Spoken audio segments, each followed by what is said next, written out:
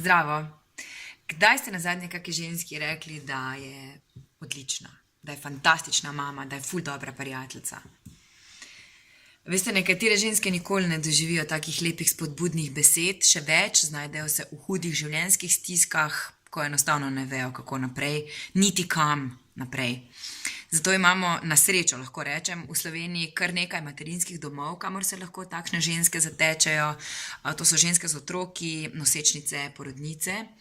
In tam jih seveda pričaka strokovni kader, ki jim pomaga tako čustveno, kot potem tudi eksistencialno. V mesecu marcu žensko slavimo, lahko rečem, da slavimo kar dvakrat. In to je za dan žena, pa za materinski dan. Zato sem še toliko bolj hvaležna in ponosna na to, da sodelujem v projektu Majhna pozornost za velik nasmeh, kaj ti res lahko z majhnimi pozornostmi narišemo velike nasmehe na obraz. Akciji se lahko pridružiš tudi ti, in sicer tako, da v nekatere Mercatorje ali pa Špare prineseš potrebščine, ki se pač potrebujejo v materinskih domovih, to je od posteljnine do kakšnih manjših gospodinjskih aparatov, pa recimo kakšne stvari za ustvarjanje za otroke, tudi pridejo v poštev.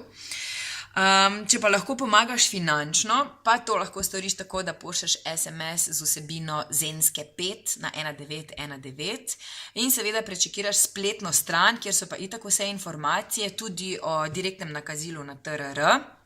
To je pa, čakaj, da ne bom narobe rekla, meseczensk.vecir.com. Okay? Tam pa najdete vse informacije. Jaz se vam že vnaprej zahvaljujem, ker boste pomagali na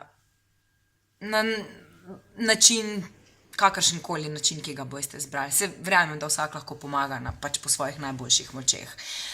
Ni pomembno, koliko je to, pomembno je pač, da nekaj je. Pa tudi, če je to stisk roke ali pa pohvala ženski, ki je v vaši družbi. Tako da, dajmo risati nasmehe na obraz. A ste za to?